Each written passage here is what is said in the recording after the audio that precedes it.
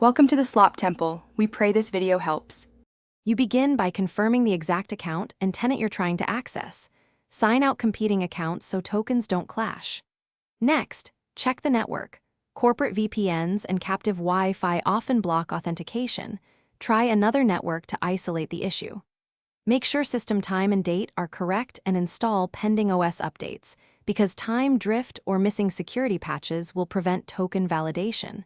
Once done, restart Teams and proceed to credential handling and cache clearing. You now remove cached credentials from Windows Credential Manager to force a fresh authentication flow.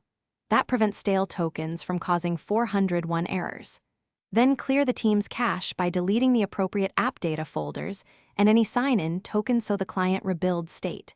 If your organization uses browser redirects, reset browser sessions, or sign in via a private window to bypass cookie issues. Once complete, attempt sign in again and watch for MFA prompts or conditional access blocks. Finally, try a clean reinstall of Teams or use the Progressive Web app as a fallback, making sure you pick the correct 64-bit or 32-bit build for your OS. Verify conditional access policies, device compliance in Intune, and that MFA is enrolled and functioning, because policy blocks often masquerade as login failures. If problems persist, collect diagnostic logs, F12 network traces, Teams logs, and event viewer entries so you can escalate with clear evidence. One key tip: disable VPN temporarily to rule out tunnel issues. Thanks for watching. Consider subscribing if we helped you.